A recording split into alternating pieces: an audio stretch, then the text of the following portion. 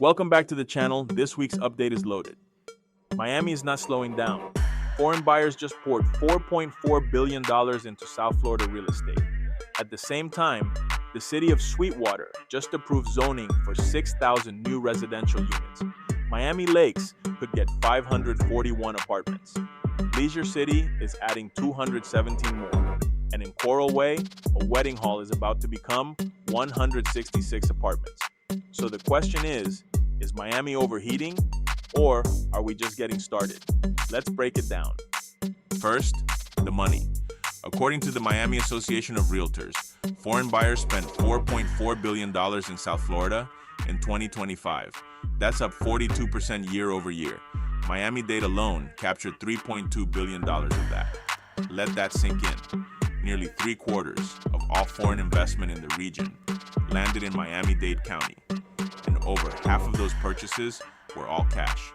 Colombians led at 15%, Argentinians at 12%, then Brazilians and Mexicans at 7%. Let's talk about the biggest headline.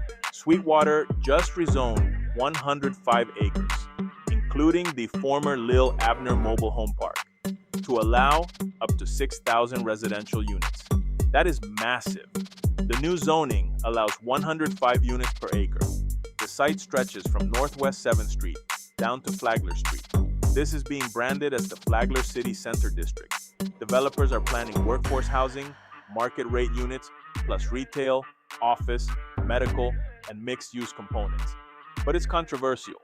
The trailer park residents were evicted in 2025 before redevelopment began. Mobile home parks are some of the last affordable housing options in Miami-Dade. Now, they're being replaced by higher density projects. Now let's move closer to the urban core.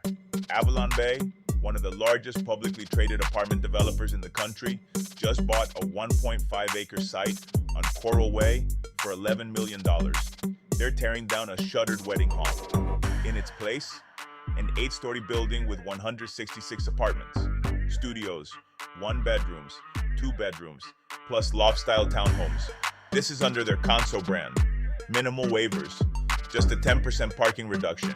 And this tells us something important. National institutional capital is still betting heavily on Miami rentals, not condos, rentals. That says a lot about where big money thinks demand is heading. And finally, Leisure City near Homestead. South Dixieland LLC just filed plans for 217 apartments on Old Dixie Highway.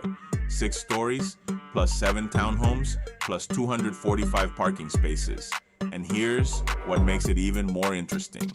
The same ownership group controls another 17 acres nearby slated for 245 townhouses. So you're looking at potentially 450 plus new residential units in one submarket. South Miami-Dade continues to grow rapidly. Land is cheaper, infrastructure is expanding, and developers are moving closer to the urban development boundary. This is the affordability frontier of Miami right now. Here's what we know.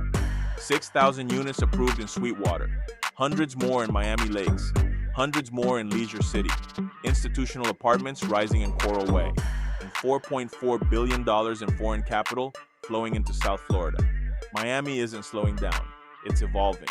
If you want weekly updates on what's getting approved, who's buying, and where the next growth corridors are, subscribe. And drop a comment below. Are we building enough or too much? Thanks for watching. And before you go, check out our other videos here to the right of the screen.